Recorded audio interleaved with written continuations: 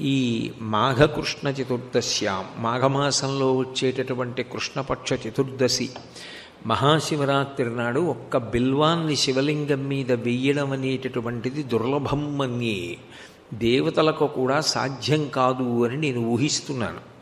అంటే ఆనాటి ప్రదోష వేళలో చేసేటటువంటి బిల్వార్చన అంత శక్తివంతం. అంతకన్నా శక్తివంతం ఏది అంటే నభోమాసిందు వాసరి, శ్రావణ మాసంలో వచ్చేటటువంటి సోమవారపు ప్రదోష వేళ పరమశక్తివంతం. ఆ రోజున పంచబిల్వాలతో ఎవరు పూజ చేస్తారో వాళ్ళు శివానుగ్రహం ఉంటే తప్ప అలా చెయ్యడం సాధ్యపడే విషయం కాదు అని. అటువంటి శివుని యొక్క వైభవం గురించి ఎంతసేపు మాట్లాడినా నిజానికి పూర్తయ్యేది కాదు.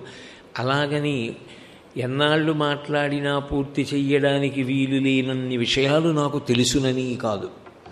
ఆయన వైభవం అంతటిది అని చెప్పడం వరకు మాత్రమే దాని అన్వయం.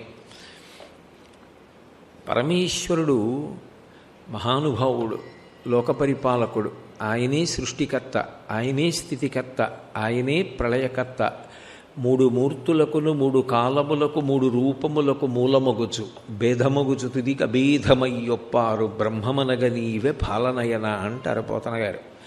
మూడుగా కనపడి నిజానికి మూడు కాకుండా ఒక్కటిగా ప్రకాశించేటటువంటి పరతత్వమే ఆ పరమశివుడు.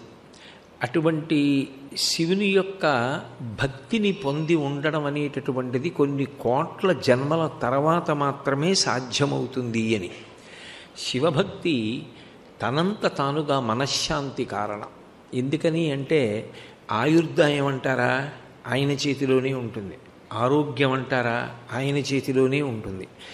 ఆయుర్సంబంధమైనటువంటి ఏ క్రతువు చెయ్యండి అది శివుని యొక్క అనుగ్రహాన్నే అపేక్షిస్తుంది.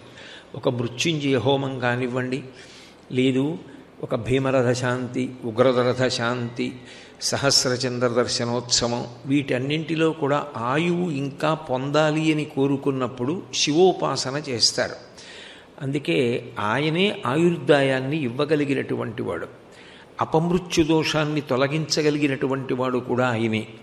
వక్షస్థాడనమంతకస్య కఠినాపస్మార సంవర్ధనం భుభృత్పర్యటనం నమత్సురశిర కోటీర సంఘర్షణం కర్మీదం మృదులస్య తావక పదద్వందస్య గౌరీపతి మచ్చేతో మణిపాదుకా విహరణం శంభో సదాంగీకురు అంటారు శంకరులు శివానంద లహరిలో.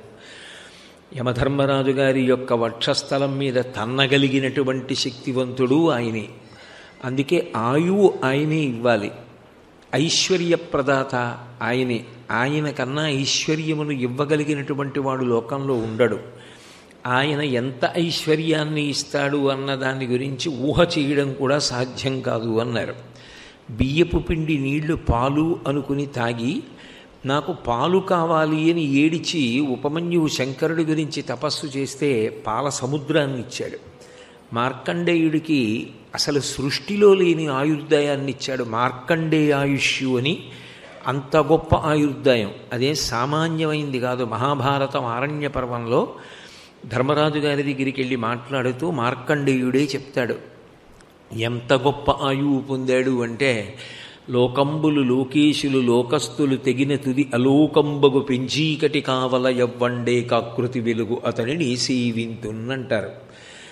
మహాప్రళయంలో లోకములు కానీ, లోకమును పరిపాలించేవారు కానీ, లోకమునందు ఉన్నవారు కానీ లేకుండా పోయి కటిక చీకటి ఆవరించి సూర్యచంద్రుల యొక్క గమనం ఆగిపోయి ప్రళయజలముల చేత సమస్త లోకములు నిండిపోతే ఆ సమయమునందు ఆయన ఒక్కడే మహానుభావుడు ఉండి నతత్ర సూర్యోభాతిన చంద్రతారకం నేమా విద్యుతో భాంతి కుతోయమగ్ని తమేవ భాంతమనుభాతి సర్వం తస్య భాషా సర్వమిదం విభాతి అని సూర్యచంద్రుల యొక్క కాంతి అవసరం లేకుండా తానొక్కడే తనంత తానుగా స్వయం ప్రకాశకంగా ప్రకాశిస్తూ ఉండిపోయి మహాప్రళయమునందు తానుండి మళ్ళీ పునఃసృష్టి యందు తనలోంచి సమస్త భూతములను సృజించగలిగినటువంటి శక్తివంతుడు.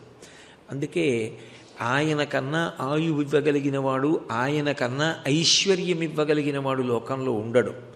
ఎవరు ఏది కోరితే అది ఇవ్వగలడు. కామకోటి అంటారు. ఆ కోరికలకి చిట్ట చివరి హద్దు. శివలింగమునకు జరిగిన అభిషేకము వలన శివలింగము చల్లబడితే ఒక వ్యక్తి కాదు, లోకమే చల్లబడుతుంది అని. అందుకే శంకర భగవత్పాదులు ఈ దేశానికి చేసినటువంటి మహోపకారం. అన్నం లేకపోతే ధర్మం నిలబడదు, నీరు లేకపోతే ధర్మం నిలబడదు. ఆకలి ఇస్తోందనుకోండి, క్షుత్ మంట, లోపల ఆకలి వేస్తున్నప్పుడు ధర్మపన్నాలు చెప్పి నువ్వు ధర్మం పాటించంటే ఎవరూ పాటించరు. పక్కవాణ్ణి కొట్టైనా వాడి దగ్గర ఉన్నది లాక్కుపోతారు. నీరు దొరకలేదనుకోండి, ధర్మం నిలబడదు. స్నానం ఎలా చేస్తారు, ఆచమనం ఎలా చేస్తారు, అర్ఘ్యం ఎలా ఇస్తారు? సాధ్యం కాదు. ఈ దేశంలో ఉన్నటువంటి వారందరికీ కడుపు నిండా అన్నం దొరకాలని, నదులన్నీ కూడా పూర్ణంగా జలకళతో ప్రవహించాలని, ఈ రెండిటి చేత అన్నము తిని నీటిని ఉపయోగించుకొని ప్రాణములు నిలబెట్టుకుని కేవలము భోగమనుభవించడం ఒక్కటే కాకుండా భక్తి జ్ఞాన వైరాగ్యములను ప్రతివారు పొందాలని అన్నపూర్ణమ్మ దగ్గరికి వెళ్ళి కాశీపట్టణంలో నాకు అన్నం ఒక్కటే కాదు, జ్ఞాన వైరాగ్య సిద్ధ్యర్థం భిక్షాం దేహీ చ పార్వతి అన్నారు శంకరులు. అదే శంకరాచార్యుల వారు భారతదేశంలో పీఠములను స్థాపించి పీఠాధిపతులు నిరంతరం అది ప్రధాన కార్యక్రమంగా చంద్రమౌళీశ్వరారాధన చేసేటట్టు ఆ శివలింగం చల్లబడిన కారణం చేత వేళపట్టున వర్షాలు పడి కొన్ని కోటాను కోట్ల మంది అన్నం తినడానికి యోగ్యత కల్పించిన మహాపురుషులు శంకర భగవత్పాదులు. నిజానికి ఇవాళ మనందరం అన్నం తినగలుగుతున్నాం, వేళపట్టున వర్షాలు పడుతున్నాయి అంటే అది శంకర భగవత్పాదులు పెట్టిన భిక్ష. శంకర భగవత్పాదుల యొక్క అంశలో వచ్చినటువంటి వారి సంకల్పమును అనుసరించి పుట్టినటువంటి కారణజన్ములైన మహాత్ములు చేస్తున్నటువంటి చంద్రమౌళీశ్వరారాధన, దాని ఫలితంగానే ఇవాళ అన్నం దొరుకుతోంది. ఇప్పటికీ ధర్మం మీద అనురక్తి మిగిలింది. ధర్మం గురించి తెలుసుకోవాలని, ధర్మాన్ని ఆచరించాలని ఎందరో ప్రయత్నిస్తారు. ఆ ధర్మమేది అన్నది చెప్పినా శివుడే. రుచ్యా ధర్మాన్ అవలోకయతి ప్రాపయతి ఇది రుద్రః అని. అసలు ధర్మములు చెప్పాలంటే వేదము చెప్పాలి. ఆ వేదమేది? భగవంతుని యొక్క ఊపిరి. నేనొకటి, నా వాక్కొకటి కాదు. ఈశ్వరుడొకటి, ఈశ్వరుడి వాక్కొకటి కాదు. శివుడే సృష్టి ప్రారంభమునందు వేదమునిచ్చి వేదము ద్వారా ధర్మాన్ని లోకానికి నిర్ణయిస్తాడు. ఏది పాటించి తరించాలో అది ధర్మం. ఆచార ప్రభవో ధర్మ అంటాడు భీష్ముడు. పాటించనిది ధర్మం కాదు, ఏది పాటించారో అది ధర్మం. తెలుసుకున్నది ఒక్కటే ధర్మం అయిపోదు, తెలుసుకున్నది పాటించాలి. ఇహ సంతో నవాసంతి సతోవా నానువర్తసే తథాహి విపరీతాతే బుద్ధిరాచారవర్జిత అంటుంది సీతమ్మ. తెలుసుకుని ఆచరించనప్పుడు దాని వలన ఉపయోగం లేదు. అందుకే శంకర భగవత్పాదుల కాలంలో ధర్మప్రచారం చేయడానికి వారు సన్యాసాశ్రమ స్వీకారం చేసి ఆసీతు హిమాచల పర్యటన చేసి అందరికీ ధర్మాన్ని అందిస్తే వారి అవతార పరిసమాప్తి అయిపోయిన తరువాత కూడా అదే కోవలో మళ్ళీ ధర్మప్రచారం చెయ్యడానికి పీఠాధిపతుల్ని ఉంచి ఆ ధర్మప్రచారం నిరంతరంగా జరిగేటట్టు చేసినటువంటి మహాపురుషులు శంకర భగవత్పాదులు. ఆ శంకర భగవత్పాదులు ఎవరో కాదు, సాక్షాత్తు శంకరుడే. కైలాస శంకరుడే కాలడి శంకరుడిగా వచ్చాడు. అందుకే భక్తి జ్ఞాన వైరాగ్యములను ఇవ్వాలన్నా శంకరుడే, ఐశ్వర్యం ఇవ్వాలన్నా శంకరుడే, ఆయుర్దాయం ఇవ్వాలన్నా శంకరుడే, రోగము పోగొట్టాలన్నా శంకరుడే. ఎందుకనంటే దీర్ఘాయుర్దాయం ఉన్నది, ఐశ్వర్యం ఉన్నది, భోగమున్నది, కానీ రోగమే ఉన్నది. శరీరము నిండా రోగాలే. ఏమనుభవిస్తాడు? ఆ రోగాన్ని పోగొట్టగలిగినటువంటి వాడు కూడా శివుడే. అందుకే ప్రథమో దైవ్యోభిషకు అంటుంది రుద్రాధ్యాయం. ఈ లోకంలో మొట్టమొదట వైద్యుడి రూపంలో ఉన్నటువంటి వాడు సాక్షాత్తు శివుడే. అందుకే శరీరంలో రోగాన్ని పోగొట్టగలిగిన వాడు కూడా ఆయనే.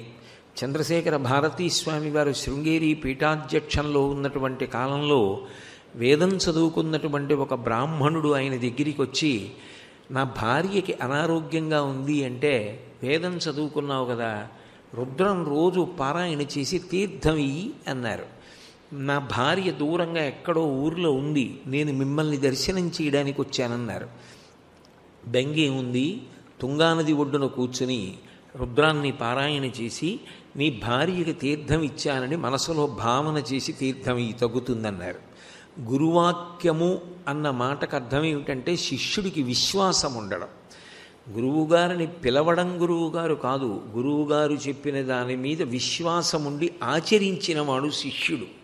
అందుకే ఎవరి ఇంద్రియములు శిక్షింపబడ్డాయో, ఎవరి బుద్ధి శిక్షణ పొందిందో, ఎవరు అహంకార పరిత్యాగము చేసి గురువును అనుగమించాడో వాడు శిష్యుడు.